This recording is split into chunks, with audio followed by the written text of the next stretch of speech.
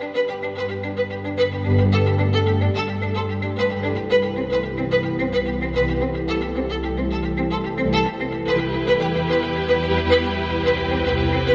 realized there are unique, outrageous acts of love that can be committed by me and me alone, and that is the unique purpose, obligation, joy, and responsibility. It's my ability to respond to reality. That's my outrageous act of love. A planetary awakening in love through a unique self-symphony. What a privilege it is to be part of this global community.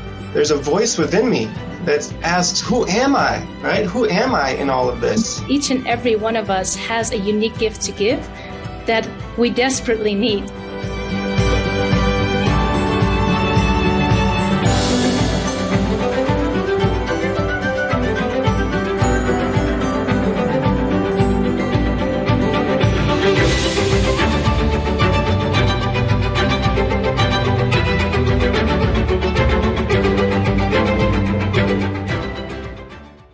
Welcome, everyone. How wonderful to be together in one mountain, many paths, where Barbara Marx Hubbard and Dr. Marc Gafni call our mission a planetary awakening in love through unique self-symphonies.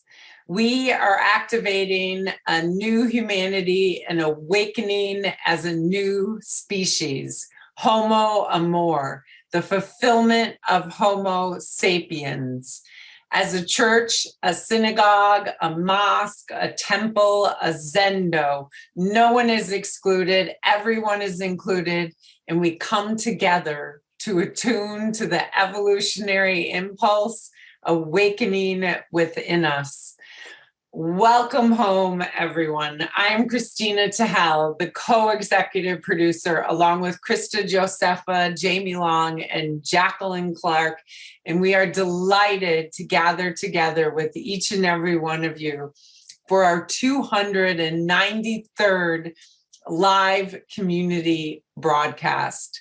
What a privilege it is to be part of a global community where we contribute to humanity's flourishing. Use the Zoom and the Facebook chat functions to say hello, to let us know where you're from, to express your prayers, and to resonate the Dharma. We are streaming live on YouTube and Facebook. If you are on one of those platforms listening now, feel free to join us on Zoom. On Zoom, check that your chat settings say everyone so that we can all hear from you. Care to step into the work and practice of creating the great Homo Amor library? Reach out to me for the holy opportunities. My email is in the chat box now. This week, we celebrate Timothy Paul Vame, who is wholly devoted to the process of our great Homo Amor library. Timothy Paul consistently offers his technical skills, his excellent editing, his holding of others who are working on the great library, and who pours love into our community. We love, witness, and appreciate you, Timothy Paul. 16 of us met yesterday from Norway, England, Canada, Latvia, and the United States to study the course First Steps as Homo Amor.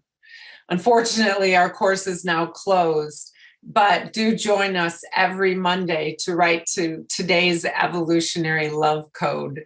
One Mountain, many members receive an email about writing to evolutionary love codes each Sunday or Monday.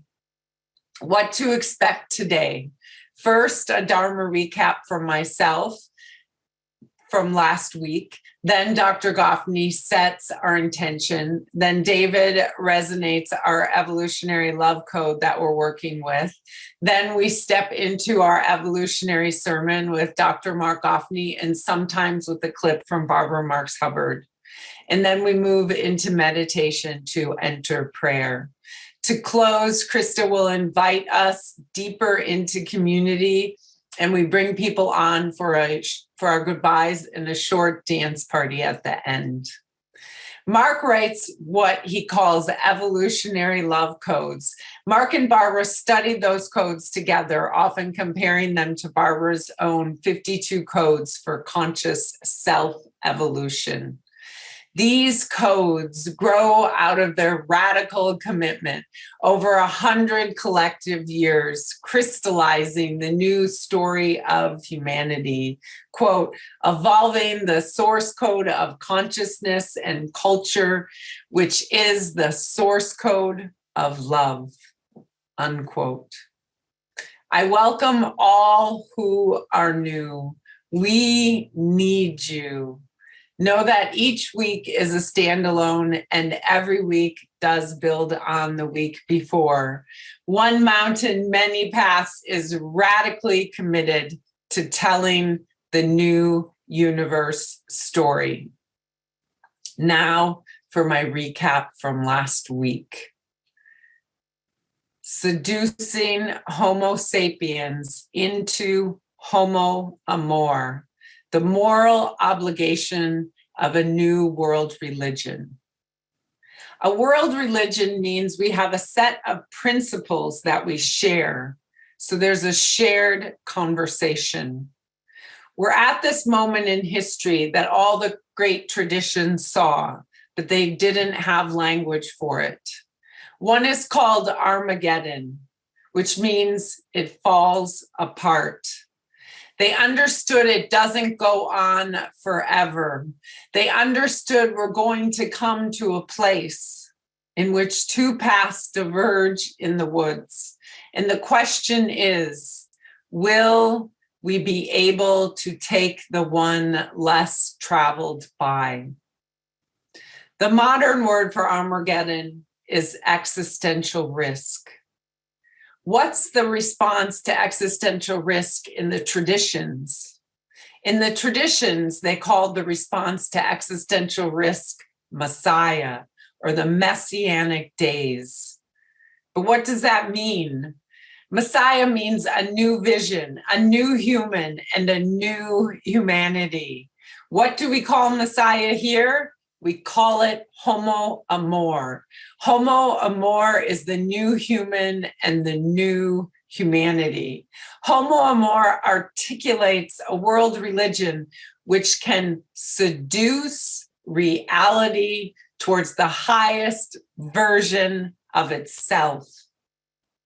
Seduction is a first principle and a first value of cosmos. Seduction means the allurement, the eros of cosmos, calling us to break the boundary of contraction, to break the boundary of yesterday's patterns, calling us to transcend, to end the trance of our contractions, to end the loops of our fixations, to end the loops of our trauma, and to step into and be called forth by the memory of our future. Wisdom is to distinguish between the two types of seduction. Holy seduction seduces upward. Unholy seduction seduces downwards. Holy seduction, I seduce you to transcend the boundaries of your limitations for the sake of your and reality's deepest needs. Unholy seduction, I seduce you to violate your appropriate boundary for the sake of my greed. We have to live erotically in every dimension of life. Evolution is hungry. It has desire, and desire is the call of the future. Desire means we have a will in us that wants to manifest a future that's different from the present. The power of the now is important, but it's insufficient. We need to identify how the future calls us, or what's the memory of the future that calls us. How do we need to be seduced in all dimensions of life? Everyone is seduced. The question is to trust the right person to seduce you, or people, or art, or music, or dharma. That's not simple. That's not easy. It requires training, but the training is not just hard, rigorous training. It's gorgeous. When you seduce yourself, you seduce God, who experiences her own shocking self-recognition in you to the highest version of reality, being you. Our deepest will, our deepest heart's desires is the divine desire. Our deepest heart's desire is the will of evolution. Now I invite us to more deeply enter the holy and the sacred spaces of one mountain, many paths, and I turn my word to you, Dr. Marc Gafni. What a wonderful Dharma recapitulation, and what a joy, right? What a joy to be together. What a joy to be together in this moment, poised between utopia, right? A world in which every child has food, a world in which every human being knows that I'm needed by all that is, that I'm not a bug of the system, I'm a feature, that my life is filled with intrinsic, irreducible, and irreplaceable value, right? No one else that ever was, is, or will be can provide, can nourish cosmos with the value that I can provide. We can actually articulate a new narrative of identity, right? A vision of the new human and the new humanity. We can download that narrative. We can evidence that narrative. We can ground that narrative in a great library, a new renaissance. And that great library, that new renaissance is the core of what we're up to at the Center for Integral Wisdom and our sister think tank, the Foundation for Conscious Evolution, which is part of our broader umbrella we call the Office for the Future, a name that was actually originally coined by my beloved Barbara Marx Hubbard, who's the co-founder of One Mountain, which is our weekly broadcast. And we understand that we need to be those people in the world today who are not going to look away. Right? We're not here for entertainment, although it's gorgeous to be together. We're not here to feel good, although it feels so good to be together. We're here to feel, to be omni-considerate for the sake of the whole. We're here to feel the goodness of the whole. We're here to find a new way of being human. That's what being a human being means, right? Being a human being means I participate in the evolution of culture and consciousness. And I find ever new and deeper ways of being human, and particularly when I hit a moment of crisis, when the old way of being human is not working. And we're at that moment, we're at that inflection point. We're at that, what my dear friend Ervin Laszlo calls a chaos point. And at that chaos point, right, at that inflection point, and a couple of years ago I was in Tuscany and we spent about 10 days, Ervin and I, kind of talking about this deeply, what this inflection point is. What is this chaos point? And Ervin really spent an enormous amount of time analyzing the crisis itself. And I spend more time focusing on the response. And the response is congruent with an articulate principle of systems theory.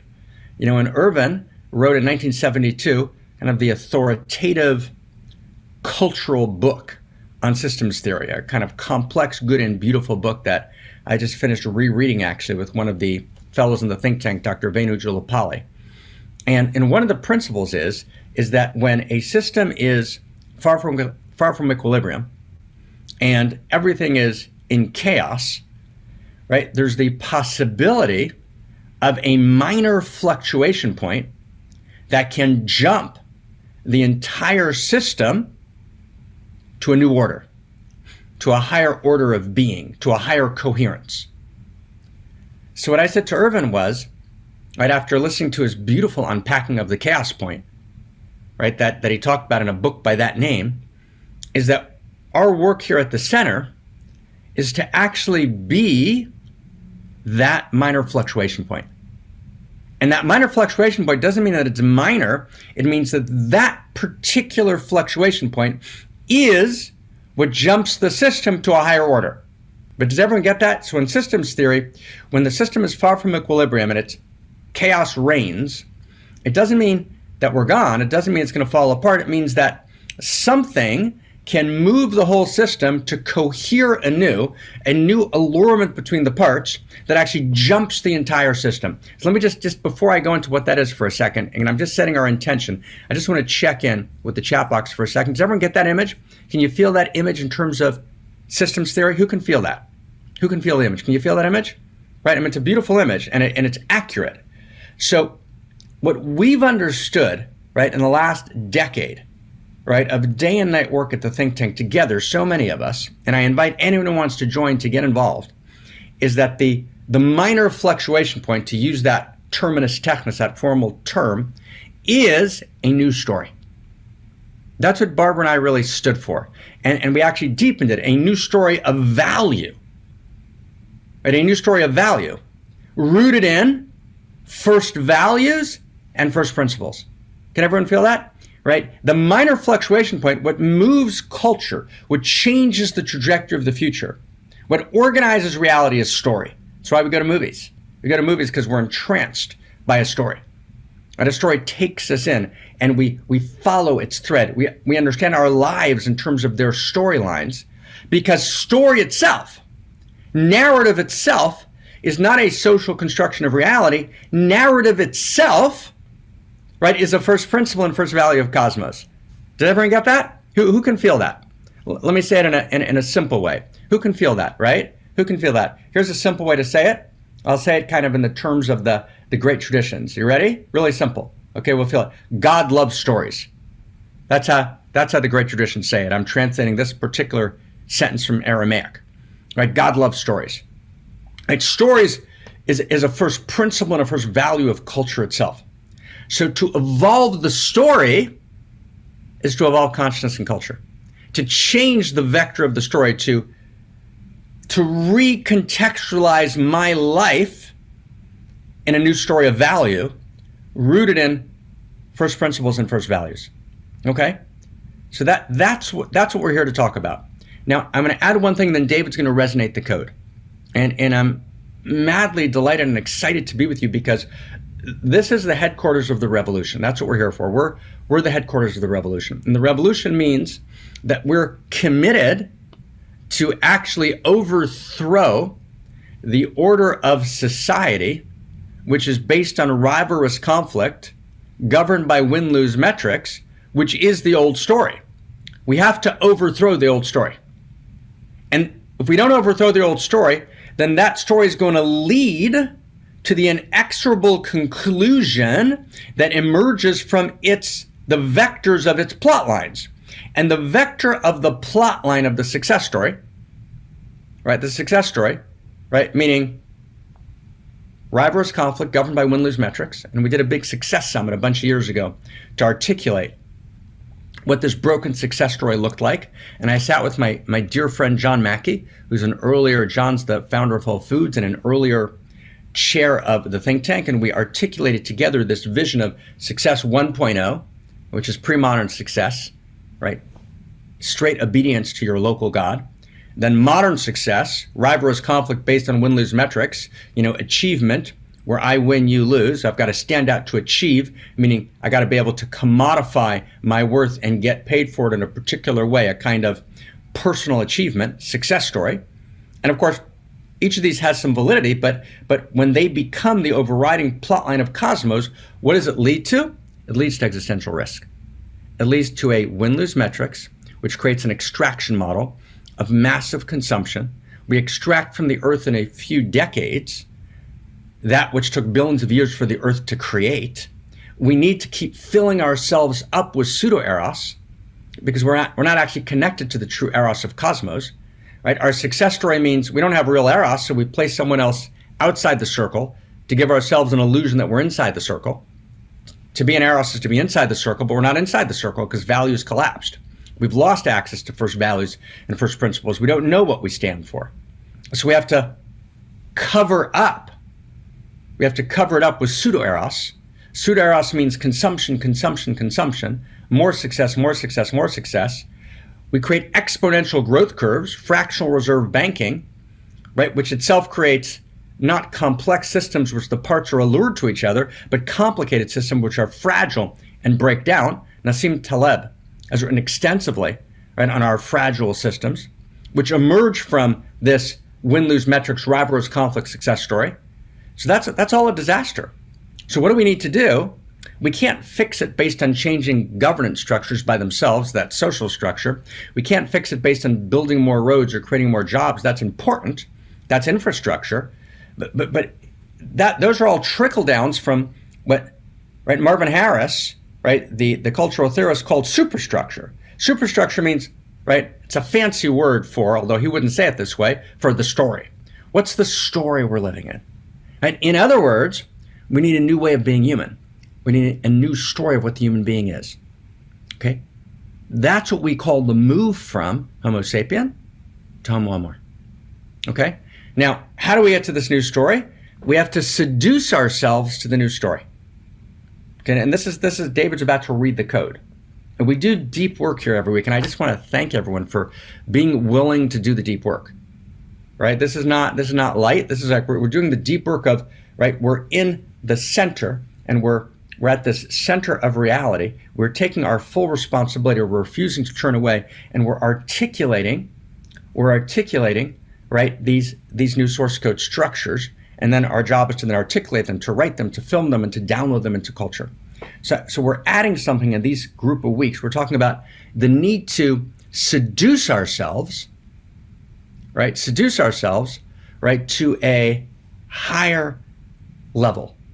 Right? We need to have a minor fluctuation point that jumps the system to a higher order, but we can only do that by seducing ourselves. And seducing ourselves means we've got to actually arouse ourselves, right? We have to take responsibility for our own arousal. That's the way the Zohar frames it in the 13th century. And arousal means, of course, there's sensual arousal, which is very important. But our topic now is actually, the arousal, the sensual arousal of sense-making. Right? A kind of intellectual, spiritual, existential arousal, right? The sensual arousal of sense making. I need to be able to arouse myself to actually see clearly and to see through the pseudo-eros, to see through the pseudo-ecstasies, right? In the old world, the pseudo-ecstasies were about a dictator, right, who whipped the mob into a pseudo-ecstasy. And then we went to democracy, and we were supposed to get over those pseudo-ecstasies and be able to actually go deep into real eros, the eros of justice, right, the eros of appropriate dignity of every human being, right, the eros of fair courts and fair systems, right? But we actually got lost, and we're actually back to pseudo-ecstasies. But our pseudo-ecstasies now exist on Twitter threads, right, in a kind of madness of crowds, right? A kind of, international world which is completely wired, a web world, but the web world is determined by, right, the rules of pseudo-ecstasy or pseudo-eros, right? It's likes, right? It's views. It's who got how many likes. And you get likes based on, right, attracting a certain kind of attention. And there's a negativity bias, right? And we've actually gone back to the crowds. We've actually moved out of the normal democratic structures that we're supposed to weigh and carefully make decisions and cultivate discernment. We've moved back to a world that is actually driven by kind of the pseudo-ecstasies of the digital world. That's a very big deal, right? And in order to actually arouse ourselves, to seduce ourselves, right, to a new order of value, to a new story, we have to actually step out of the pseudo-ecstasies of the digital, right, which has become a kind of new Roman Colosseum, where we throw some meat, right, to the crowds in the terms of sacrificing people's lives, gladiators, right, conflict, and actually reclaim the public square, reclaim a new cultural enlightenment, reclaim a new vision of what it means to be human beings, see each other face to face, right, hug each other, know each other, right, feel each other, right, learn how to do sense making, learn how to cultivate discernment. So to do that requires we have to arouse ourselves out of the torporitic stupor of the pseudo-ecstasies of the digital, right? The need to arouse ourselves from the torporitic slumber, from the the comfortably numb doldrum, from the kind of automatic scrolling, the doom scrolling that we do all the time. We have to arouse ourselves out of that, seduce ourselves out of that sleep, and awaken or arouse ourselves. In the Zohar of the 13th century, the great document of the interior sciences, the word arouse and the word awaken are the same. They're deeply related. To arouse, to awaken. It's actually the same Hebrew root in Hebrew, to arouse or to awaken. That's what it means to wake up. To wake up means I've got to wake up, right, out of the torporitic slumber, right, of the deadening internet, which destroys the ability to make individual discernments, to see people face to face, to feel each other, to cultivate judgment, to gather information properly. And we've got to be willing to actually wake up to a new reality. And that's the specific focus. We're going to talk about seduction for a few weeks. But today we want to talk about the need for the individual and for the collective to seduce ourselves out of the sleepwalk, trance-like, kind of zombie internet state into functioning, awake, alive, vibrant citizens in a democracy who gather information, who cultivate discernment, right, who know actually how to engage in the art of evaluation. And all of voting is based on that, and all the processes of democracy, right, are based on that. So that's what we're going to look at today. Okay, so I'm going to turn to David. David's going to resonate us, into the highest, deepest worlds with the code. Then we're going to step into that code. We're going to see a couple of clips, and we're going to try and talk in a kind of surprising new way about what would it mean to actually seduce ourselves, right, to arouse ourselves, right, into a new public culture. That's our topic for today. Now, next week, we're going to talk about more personal modes, next couple of weeks of seducing ourselves. What does it mean, seduce thyself? But this week, we're going to start in a surprising way, because seduction always requires surprise. And this is week 2. Last week, we talked about sacred seduction and unholy seduction. We made a lot of distinctions.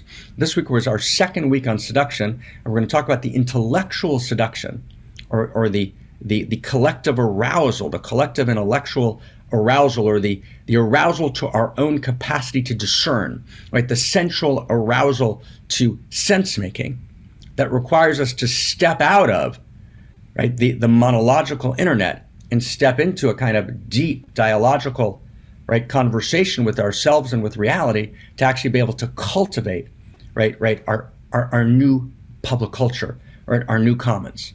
And that's the only way we get over the tragedy of the commons, is to actually create a new possibility, right, of dialogos, a new possibility of discernment, right, a new possibility of sense making.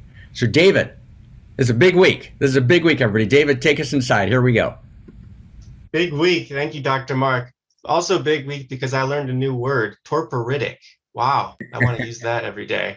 Thank you, Dr. Marc. Welcome, everyone. So this code is such a beautiful code because, as Dr. Marc said, oftentimes, especially in my generation and even the younger generations, we get lost. There's so much noise out there in the world, and it's hard to discern, who am I and what am I supposed to do in this world, right? And so these codes actually help to clarify deep, real value. And this one in particular is very, very powerful one. So here it is. This week's evolutionary love code. There's no love without seduction. Seduction is a first principle and first value of cosmos. Wisdom is to distinguish between holy seduction and unholy seduction. Holy seduction seduces upwards. Unholy seduction seduces downwards. Unholy seduction is, I seduce you to violate your appropriate boundary for the sake of my greed. Whereas holy seduction is, I seduce you to transcend the boundary of your limitation, of your contraction, for the sake of your and reality's deepest need. Everyone is seduced. The question is to trust the right person to seduce you, or the right people, or art, or music, or dharma. I'll resonate it one more time. There's no love without seduction. Seduction is a first principle and first value of cosmos. And wisdom is to distinguish between holy seduction and unholy seduction. Holy seduction seduces upwards. Unholy seduction seduces downwards. Unholy seduction is I seduce you to violate your appropriate boundary for the sake of my greed, whereas holy seduction is I seduce you to transcend the boundary of your limitation, of your contraction, for the sake of your and reality's deepest need. Everyone is seduced. The question is to trust the right person to seduce you, or the right people, or art, or music, or dharma. With that, I turn my word back to you, beloved Dr. Mark. Thank you. Right, David. Gorgeous, right? Gorgeous, David. Let's keep the code there. Okay, let's keep the code there, and let's step in now. Okay, so we're gonna have a wild ride.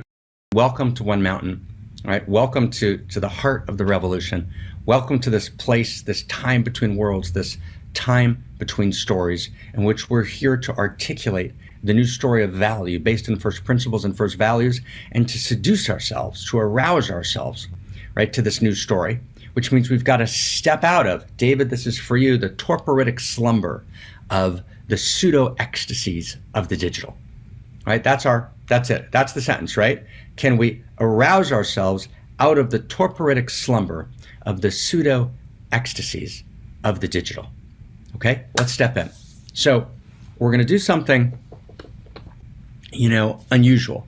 We're going to look today at public culture.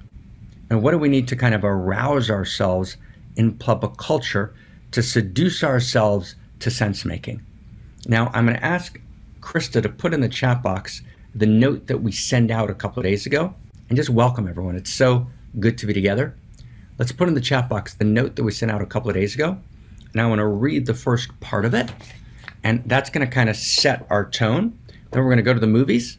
We're going to see, one movie clip, then we're going to chat. We're going to see another movie clip, and we're going to try and establish some principles as a model of self-seduction intellectually, the seduction of discernment.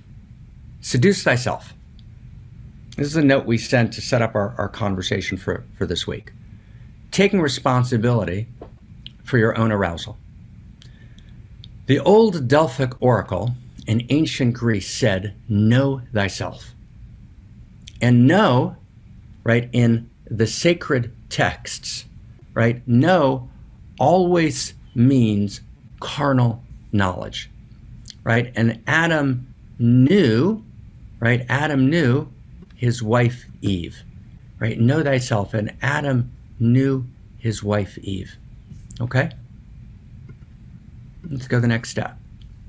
To know is to know the depth of Eros. To know thyself means know how to make love with yourself. To make love with yourself means to birth into reality the most stunning, gorgeous, wildly unique, and beautiful version of you. Right? It is that version of you that reality desperately yearns for, and that's what we call your unique self. Okay? Now, to be that, right, to seduce yourself into your unique self, right, you require, right, this ability to seduce yourself. And to seduce yourself means you have to have the capacity of doing sense making. And precisely the society we're creating today is a society of upgraded algorithms and downgraded human beings. Human beings who are not aroused. Human beings who have lost their access to authentic free will.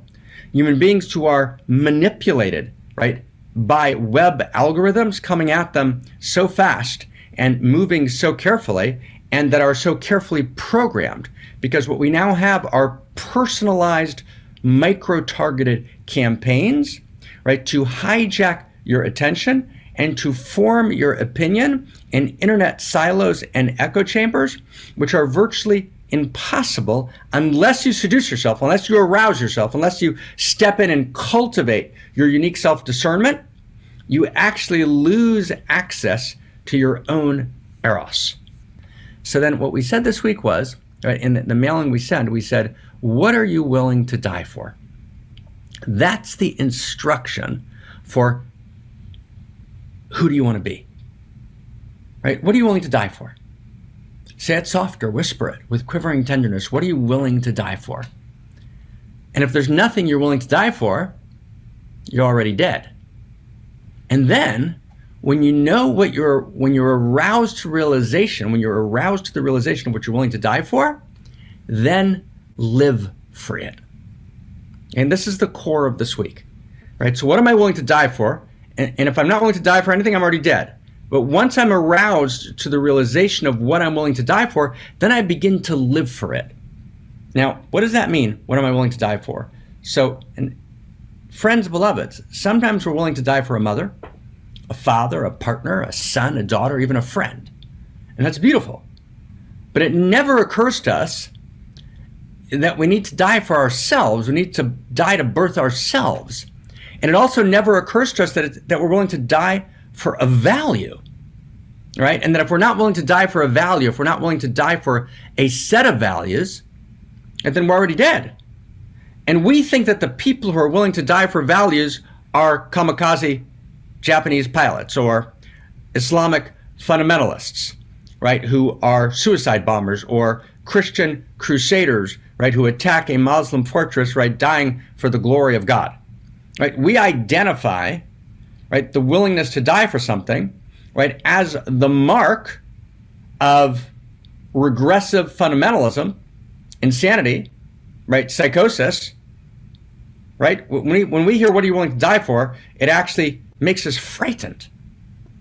But actually, there are obviously regressive, fundamentalist, even psychotic versions of being willing to die for something. That's self-evidently true. But there's also not pre-personal, but transpersonal, noble, wondrous willingness to die for something. Like the Avengers movie, Marvel, 2019, 2020, Tony Stark finally gets to a place where he's willing to die for something and saves the galaxy. But that's what it means to become a hero.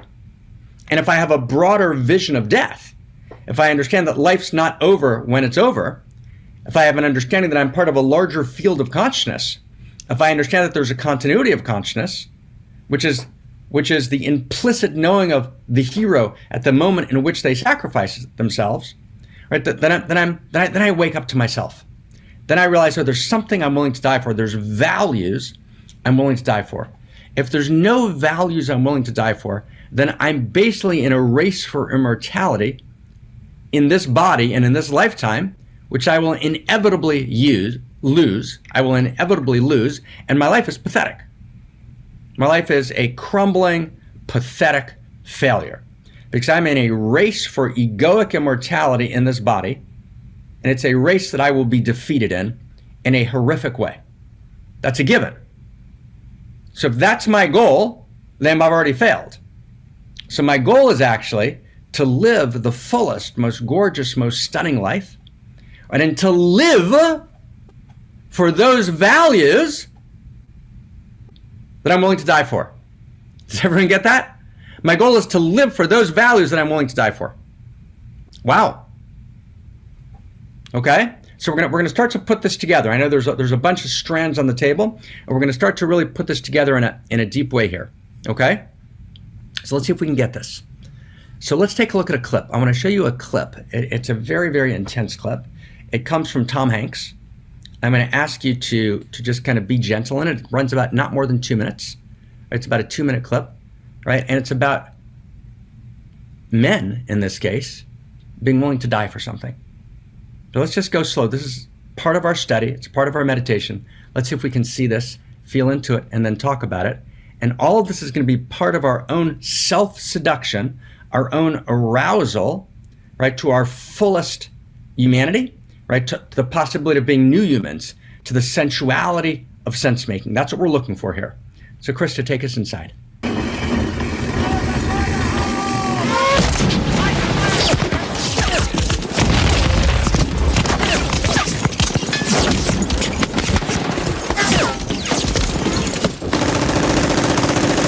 So that was a short clip, and it didn't actually show the full scene that I wanted to see, right? But if you actually follow right, a longer version of that clip in the beginning of this movie, right, what you'll actually see is that pretty much all of those men were killed, right? In other words, you see men being mowed down, right, on the beaches of Normandy. Now, they knew going in they were going to be mowed down.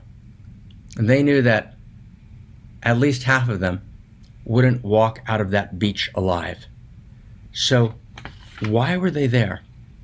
What were they willing to die for? It wasn't win-lose metrics. It was freedom. Okay, I want to get that, okay? Right? It wasn't just they were drafted. No, actually they were standing for something. Right? The same way that Ukraine now, right, with all of the complexity, glory to Ukraine and glory to the heroes, they were actually standing for something. They were standing for the American way.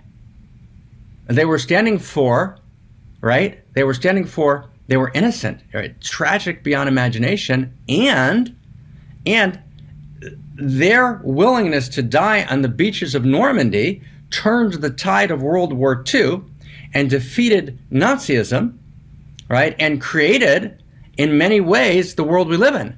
Now, what were they willing to die for? They weren't willing to die for McDonald's. It wasn't for McDonald's. Right? They weren't willing to die for apple pie. Right? They weren't willing to die for baseball, but there was an overarching cause. Today in the Ukraine, what is Ukraine fighting for? Right? Ukraine's fighting for freedom. And is Ukraine unbelievably complex? Yes, it is. And have we talked for 4 weeks about doing deep sense making on Ukraine? Yes, we have. But in the end, there's a second simplicity, right? They're dying for something. They're dying for the values of democracy. They're dying for, right, the values, right, of freedom. And they're valuing, and what are the values of democracy and freedom? And I want to get this because this is so insanely important. You know, there's an entire set of studies, and stay close, friends, okay? There's an entire set of studies, okay? Right? And this is unbelievably important. This is not about, did they have a full cogent sense of this? Right? That's not the issue. The issue is, what was this about? Right? My sons, right, are both soldiers at 18, right? And they have a deep sense of what being soldiers meant, right, at 18, right? There was a deep sense, right, in American culture that we needed to oppose Nazism. Nazism means opposing the gas chambers. It means opposing the Holocaust. It means opposing, right, the worst tyrannies in the world. And we've got to be really understanding. We've got to be careful of this postmodern cynicism, right? We're actually afraid to stand for value, which is what Putin assumed has so infested the West that actually no one would stand with Ukraine. And Ukraine has actually reminded the West that there's something about standing for freedom. That's a very big deal. And if there's nothing I'm willing to die for, I'm already dead. You know, I've shared with you a couple of times when I was with the Dalai Lama in his, room in Dharamsala, we talked about the need for an army, right? The need for an army, right, of people that are willing to die for a higher value. Now, I fully know in my body that when we die to, right, into a higher order of consciousness. We move from this dimension to another dimension. Nonetheless, right, the experience of dying is real, right? And whatever the next dimension is, right, there's an experience of death, which requires great heroism.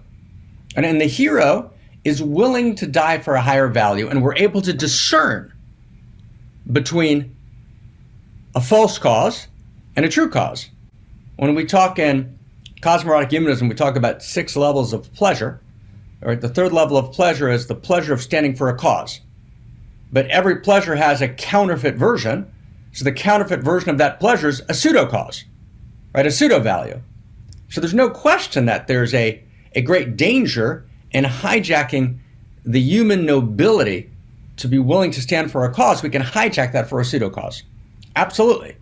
But having said that, right, the willingness of these kids, right, to storm the beaches of Normandy, right, is huge, right? You know, my dear friend Lori Galperin, right, her dad was on those beaches, right? And she's described her dad to me and to KK in very great depth and detail, right? Her dad was one of those 18-year-olds, right, on those beaches. And he couldn't have articulated exactly, the Jeffersonian principles, or he didn't know the Federalist Papers, but he got in his body that freedom matters and that democracy matters. Now, freedom and democracy, and let's get to our core point. Freedom and democracy are not apple pie. It's not baseball, right? It's not McDonald's. Freedom and democracy are based on, two principles. I'm going to focus on one of them. And what I'm going to focus on is how we gather information, how we do judgment, right? The structure of justice in society, right? What's the structure of justice that operates in society and that moves society? How do we evaluate a person? How do we form judgments, right, in public culture? Right? How do we form judgments in courts? But particularly now I want to talk about public culture, because public culture is actually where most judgment's happening today, not in courts, right? And the process of information gathering, right? The process of making evaluation, right? That process is the single most important process in democracy. We're able to cultivate discernment. We're able to evaluate, right? We're able to place value. We're able to weigh competing narratives. We're able not to get lost in a kind of, woke culture, we need a balanced story, but actually to stand for truth and not to always be giving up our values, right? And distorting the truth for the intent of some intended gain we have for whatever our own contribution is, but we actually stand for truth. We actually stand in the integrity, right, of sense-making, right, of information gathering, of evaluating information. And when we don't do that, when we get lost in the pseudo-ecstasies, right, of the crowd, right, what was his name? Charles, I think, Hacker. I've got to look it up. I jotted it down here. Right now, I think it was Charles Mackay. I think it was like in the 1840s, a Scottish journalist, right, who made up, right, a phrase. He called it the madness of crowds, right? The madness of crowds. And the madness of crowds is sometimes you'll go into a particular internet site. It might even be an internet site that claims to have a high level of consciousness, but there's a madness of crowds there, right? There's not an actual sense of evidence and conversation and discernment, right? There's actually a kind of politically correct woke echo chamber where people reflect each other, and actually the voices that are least enlightened and least clear and least loving and least compassionate actually rise to the top. And that's actually how the entire internet works today. The entire internet is actually geared towards the lowest common denominator, and information gathering is actually taking place, right, primarily on the internet today. That's a shocking piece of information. And the internet is driven, as Douglas Murray correctly pointed out, by the madness of crowds. Wow. I want to get that. And we're often willing on the internet, right, to engage, right, in some version of sacrifice, right? We sacrifice people, right? And it's very deep. It's very deep. I want to just give you an example, right? In the Salem witch trials, right? What were the Salem witch trials about? The Salem witch trials were about accusing a woman of being a witch. And why was the woman accused of being a witch? And hundreds of thousands of women, some think millions, were killed. Many of them burnt at the stake, because we were actually living in an era in Europe and then in Salem in America, but primarily in Europe, in which the madness of crowds reigned. So if you had a woman who was her femininity, her feminine threatened society, she was a healer, right? Her sexuality may have been different than the classical structures of sexuality, right? She didn't fit into church doctrine, right? The easiest thing to do was to accuse her of being a witch. And that's what we did. Right? And then what would happen is, I just want you to know what would happen is, then you would, within a period of a couple of weeks, you would have a dozen first-person testimonies as to her witchcraft. Right? There's never one complaint, there's always a dozen, right? Because there's a kind of infection, a kind of contagion, right, in the madness of crowds. So now we've got a dozen, 2 dozen first-person testimonies attesting to her witchcraft.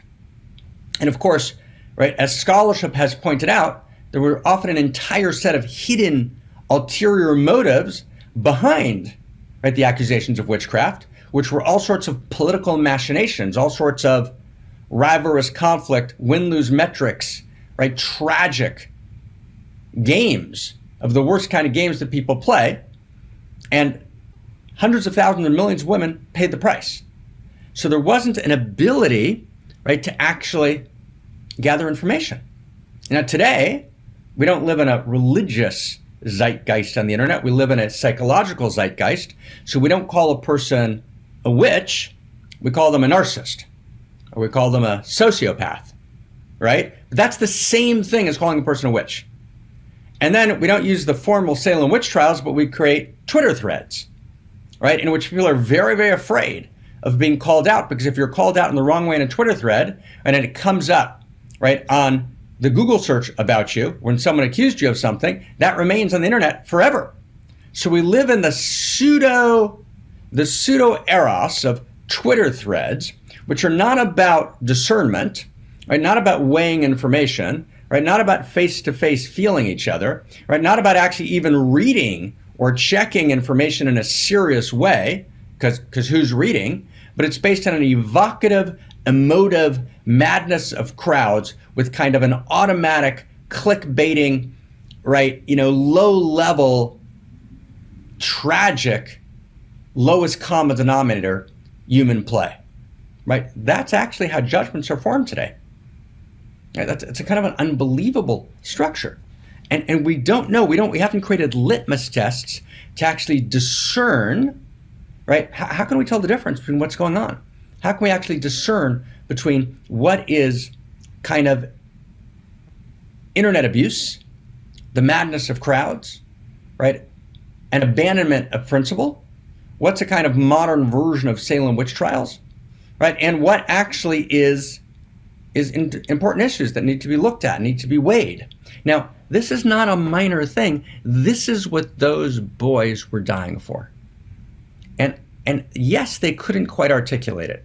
Or they couldn't. They were 18 from Kansas and New York and Montana and San Francisco. But they knew it. And culture knew it.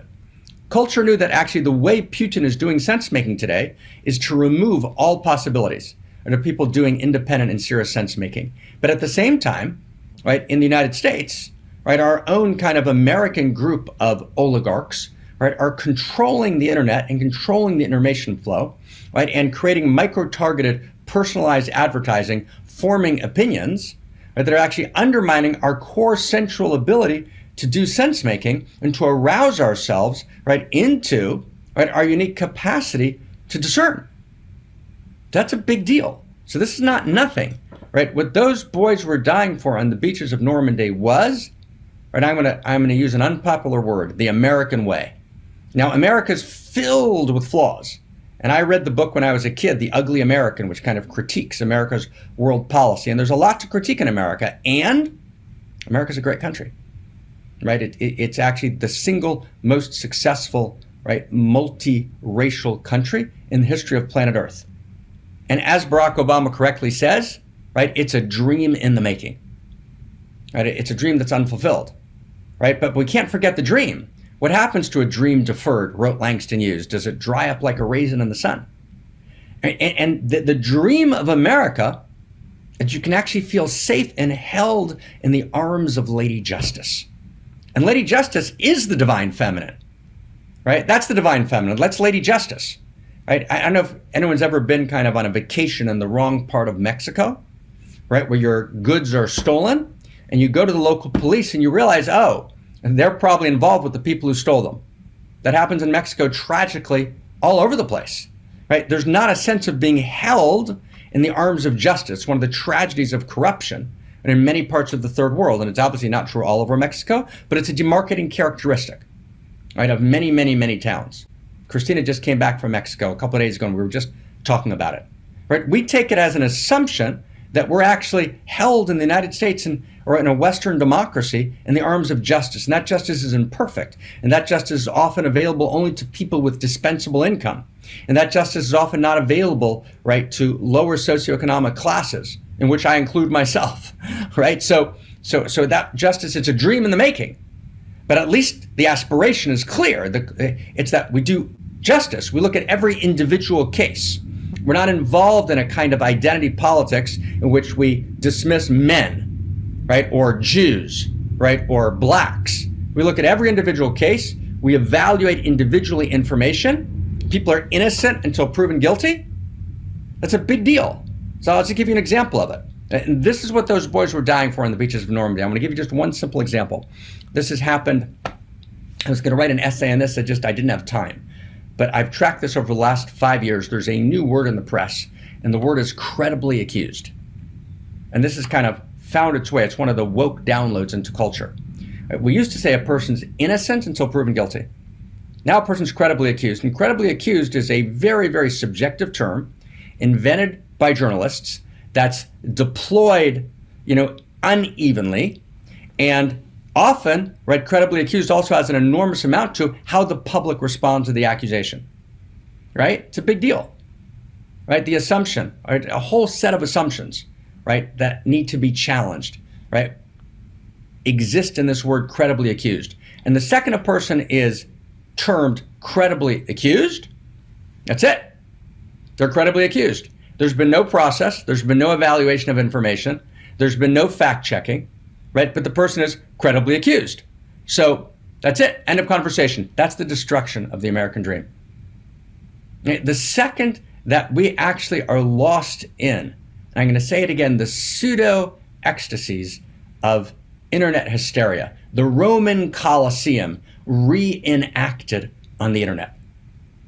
Right? Exactly what we stood against for in Lady Justice was the pseudo-ecstasies of sacrificing innocent victims. And when we sacrifice innocent victims, we literally rip their hearts out and we throw them into the flames. And all the while, we pray that it's not us. So imagine it happened to your daughter. Imagine it happened to your mother. Imagine it happened to your beloved. Right? And this is the culture we're living in. So it's, am I willing to die for justice? Right? And if I'm willing to die for justice, don't die for it, but live for it. Let me show you a clip. I want to do one more clip. This is a clip of, our good friend who played the role of Indiana Jones. And it's a clip of the pseudo-ecstasies of the pre-modern, in which there's no justice, in which the heart is ripped out and the crowds go wild, right? And the human being is sacrificed. Let's take a look for a second, just to see what that looks like. Just to see what that looks like.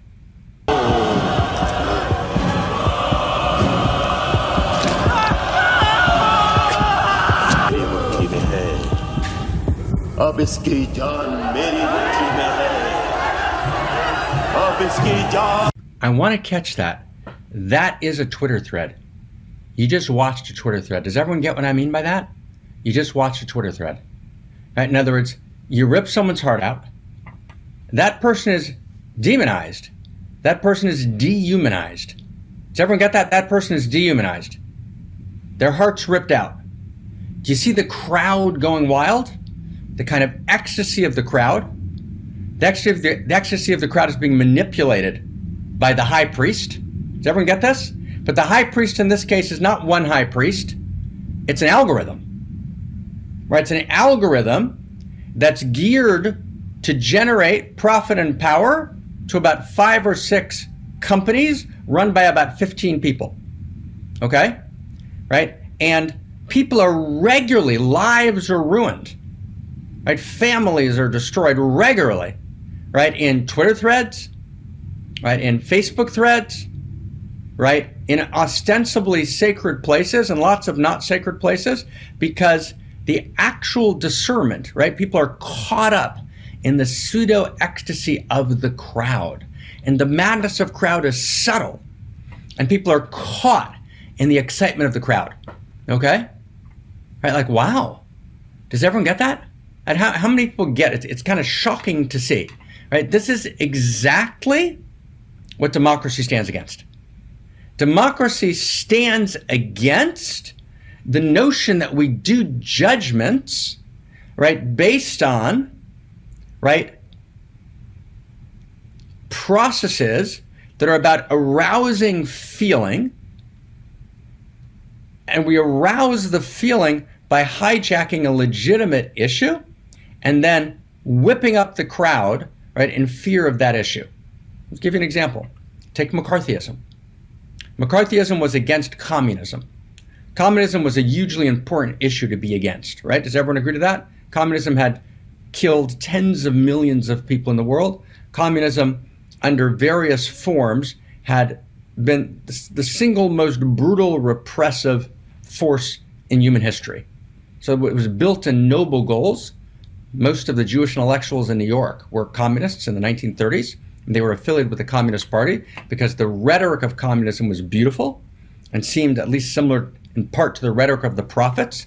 But the actions of communism, right, in the Ukraine, for example, right, killing 5 million people in forced starvation, right, in order to comply with a particular government policy, and that kind of brutal Stalin-esque horror was repeated again and again.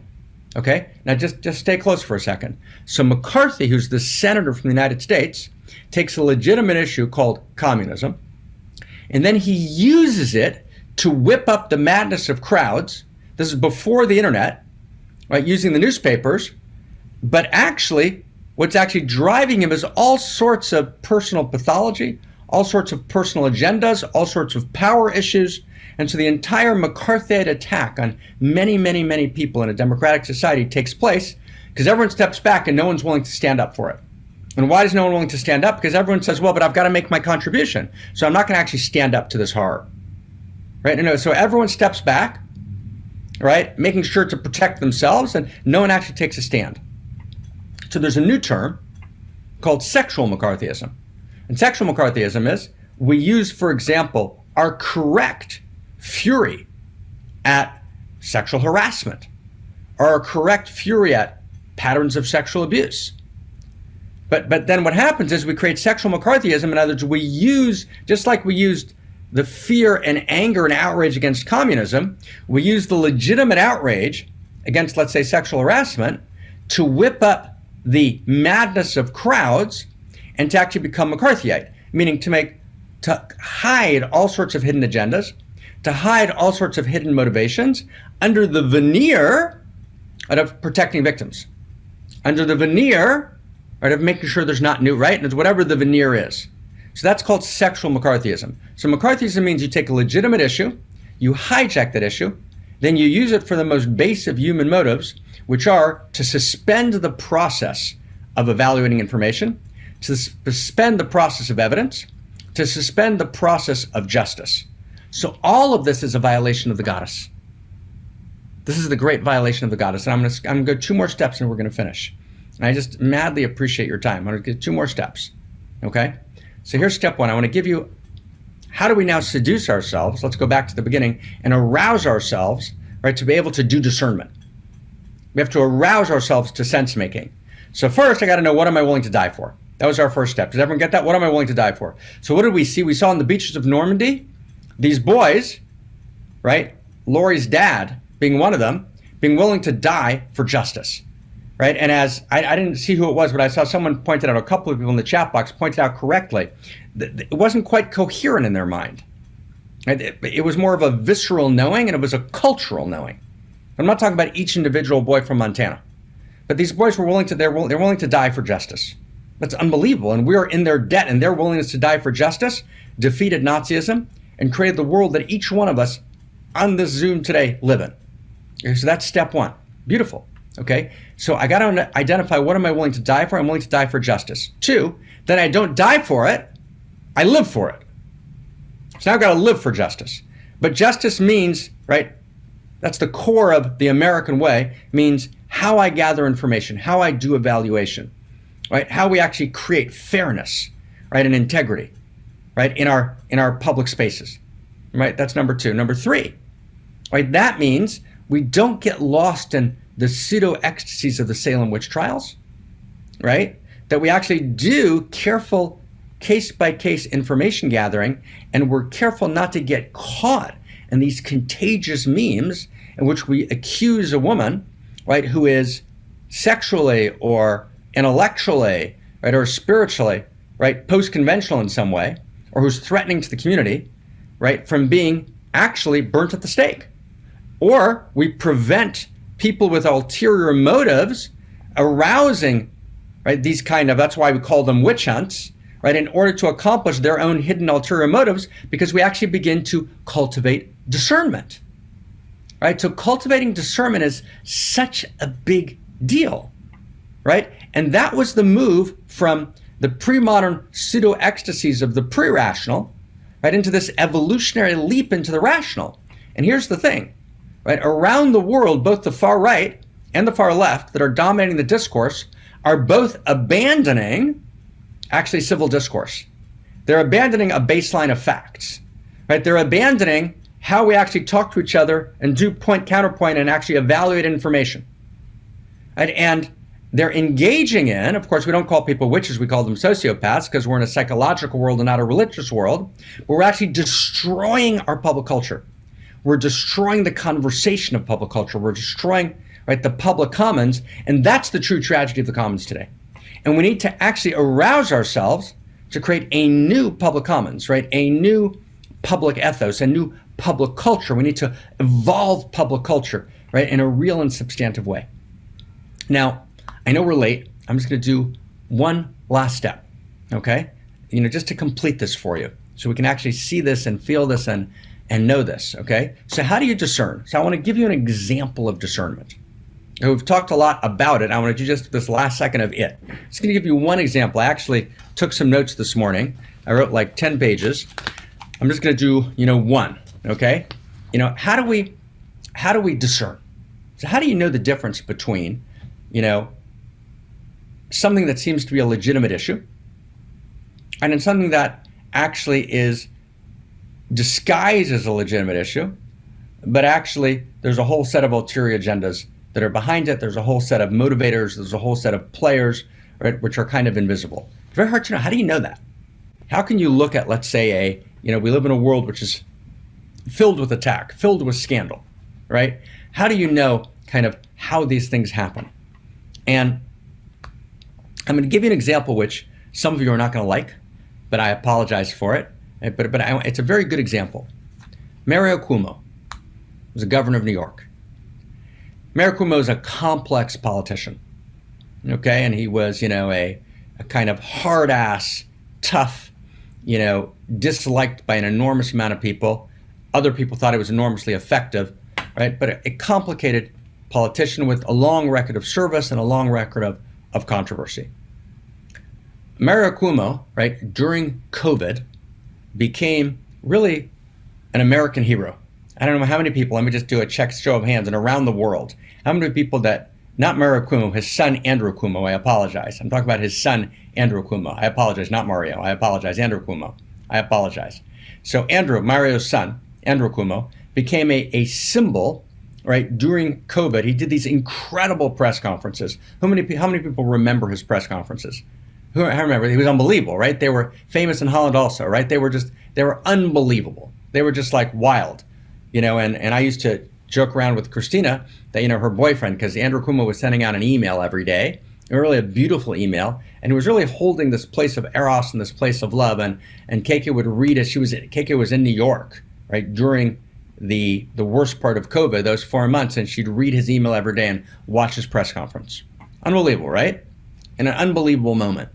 And lots of people wanted him to run for president, and and he was talking to his brother Chris Cuomo, right, who was an anchor on CNN, and there was an enormous sense of warmth, kind of, and love, and all of that. A year later, I'm going to catch this with me for a second, everybody. A year later, Andrew Cuomo was, about a year, no longer governor of New York, and there had been a spate of accusations of sexual harassment, right? 9, 10 people. Now, stay close with me. If you look at those accusations, and you look at them clearly, right, they were, to major an understatement, not substantive, right? Most of them have been thrown out already, but the nature of the accusations were, and he had very clear and cogent responses to them, but where did they come from? And did they just appear? He'd been a politician for several decades, right? And he was known to hug people and to kiss people at weddings and et cetera, right? But everyone knew who Cuomo was. everyone knew his kind of classical, old school style, right? Most people thought he had great integrity. He clearly wasn't known as a womanizer, but he was known, right, to have kind of a certain kind of interaction, which was not kind of politically correct in the modern world, but which should in no way be termed sexual harassment.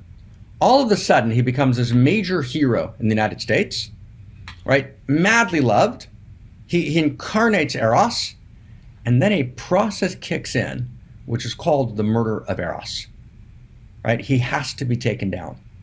And those 10, 12, 13 complaints did not appear out of nowhere, right? They were organized, right? There was a campaign that was, people were in tandem with each other, people checked with each other, people talked to each other, right? It was a carefully, right, organized spontaneity that went to take Andrew Cuomo down.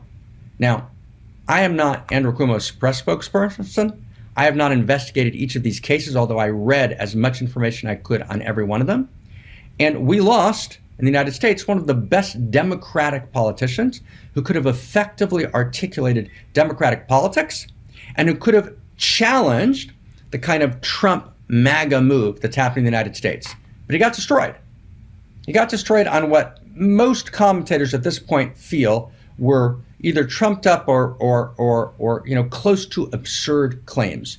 Now, was there one person? There were a dozen, because there's always a dozen, because people are in touch with each other, because you find the disgruntled people, because you find the angry people, because you find the disaffected people.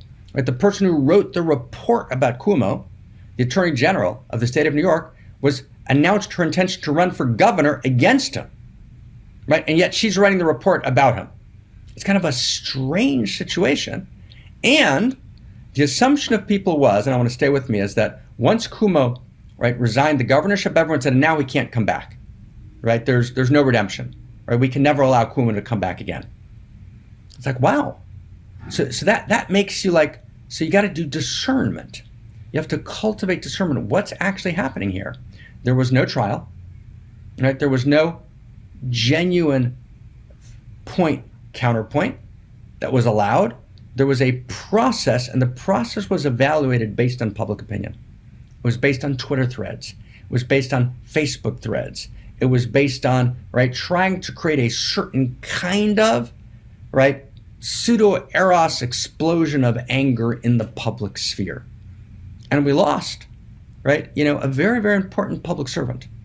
Now, I'm just giving you one example, but no one points out that this was not spontaneous, that this was organized and careful, right? So to cultivate discernment is, we need to kind of say, oh, how's this happening? Where's this coming from, right? Is this a false flag?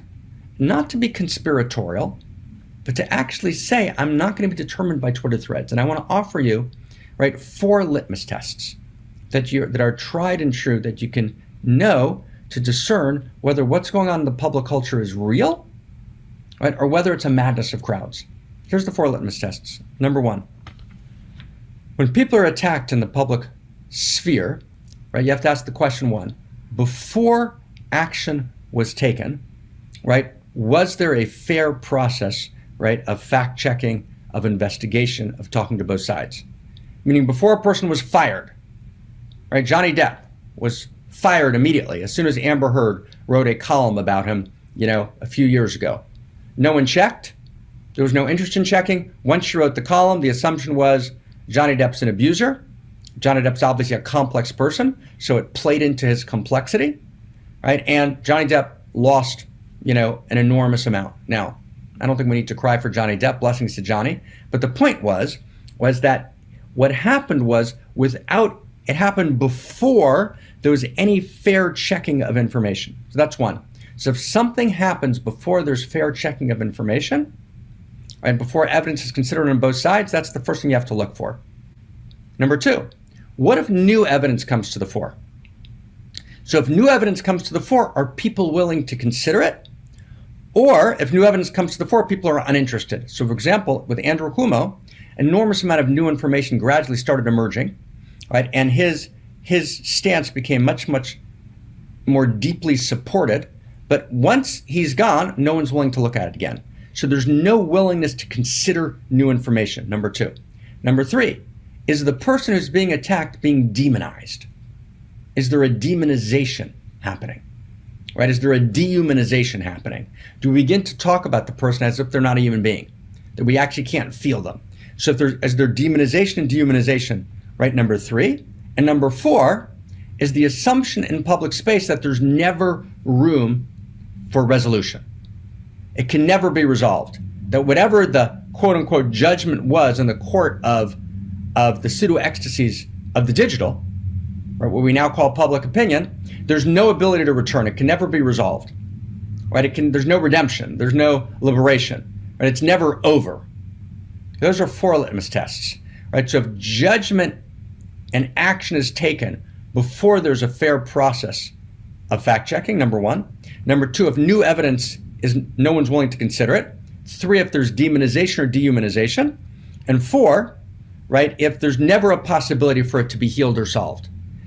So that's an example. That's what I was driving this entire conversation towards that. That's an example, right, of discernment. Those are 4 discernments we can use, right, to actually understand, right, what's going on here. Is this a legitimate public outrage against whatever the issue is, which sometimes has enormous importance in a democracy? Or is this actually something else happening under the veneer, right, of public outrage? And that distinction is enormously important. So I just want to ask a question, okay? And we're going to finish here, okay? I'm going to turn to David, who's going to invite us to the festival. But before that, we're going to do just a minute of just prayer and being together. But how many people, right, just with us, have a sense of why this matters? What this means by kind of arousing ourselves to discernment, right? Creating a new public culture, right? Why this matters so much, right? That actually the boys on that beach in Normandy, right? They died for this. And it's very easy to lose track of what they died for. Okay, they died for this. They died so that we actually could do discernments in a democracy. We could stand for Lady Justice. We can be in service of the divine feminine who is Lady Justice, right? And so if we get lost in kind of human potential platitudes, right, or kind of woke platitudes or far-right platitudes, and we actually lose track, right, of just our core ability to arouse ourselves to justice, to do careful judgment, to do careful information gathering, then we've defaced the goddess. Right? That's where I wanted to get, with your permission. Right? And that's the beginning of, paradoxically, that's the beginning of self-seduction. I've got to seduce myself out of my torporitic slumber, right? Out of my sleep, and arouse myself to discernment. Okay, wow. Okay? So first off, thank you for listening. Right? I know that it's now 2:23. I know we're 23 minutes overtime. So I just want to thank everyone for kind of staying with it, and for being inside, right? And for just showing up in the beautiful way that we do, right? And let's just have a second, right? If we can, just 1 second in the chat box, just a prayer for justice. And let's just pray for justice for all the people, right? All the people who don't have justice. There's a project called the Innocence Project. There's so many people who can't afford lawyers. So many people who have been, murdered in the court system and murdered, right, in the public culture system. And all of them, their hearts have been ripped out. And this is a moment I feel we need to stand for justice. We need to stand for fact-checking. We need to stand for Lady Justice. We need to stand for the divine feminine. So I'm just offering a prayer, right? To give power and hope, right, to all the people who have been misjudged. To give power and hope to all the people who have been demonized. To give power and hope to all the people whose hearts have been ripped out. To give power and hope to all the people who have been dehumanized. And to commit to those boys, right, who died on the beaches of Normandy and who died in Europe, right, to stand against Nazism, for the boys in Ukraine, the men and women in the Ukraine who are fighting for freedom and fighting for the fair processes of information gathering, and who are standing for us, right? Glory to our heroes, right? Glory to all of you. We're in your debt. And this one mountain was for you. This one mountain is for you, and we pray for you, and we stand for you, and we're holding hands with you, right, all the way. Right, David, when I turn the word to you, thank you, everyone. Oh my God. Thank you so much, Marc. Wow. power and hope. If you want to continue to have more power and hope, you can come with us to the Outrageous Love Festival this year. And I'm excited to go. It'll be my third time that I've left my comfortable home in Berkeley to go to all the way across to Europe. And I'm just really excited to go there. You know, it brings together the most powerful spiritual technologies and principles and ways of being to really model this kind of new culture that we're all evolving together. It's ushering in this new human that Marc talks so much about. And, you know, it's called a festival, but, you know, it's not a music festival, although there's plenty of singing and dancing and chanting. It's not a conference, but there's people from all over the world. It's not a meditation retreat, but there's plenty of time for silence and meditation and contemplation every day. And there's yoga and qigong.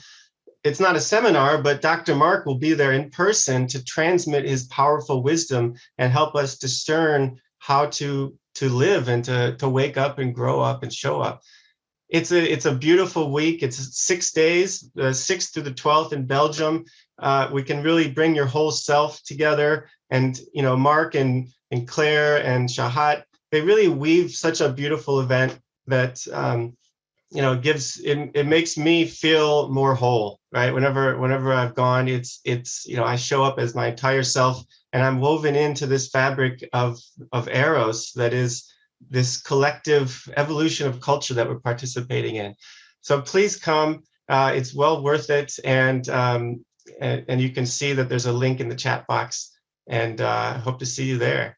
Thank you, everyone. Krista, back to you, sister.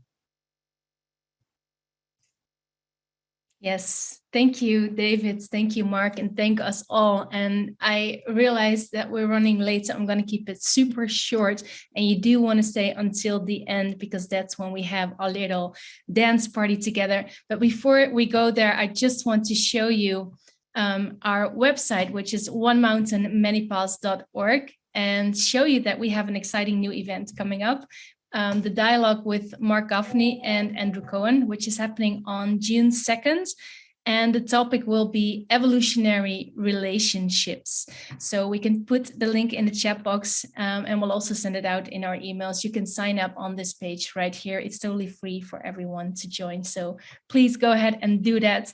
And next to that, I just want to invite all of us to arouse ourselves into what Marc and Barbara together called a planetary awakening in love through unique self-symphonies by stepping in and becoming a member. And as a member, you get access to 9 beautiful, deep hours and hours of transmission online courses created by Dr. Marc Gafni, but also some of the courses together with Barbara Marx Hubbard and other teachers.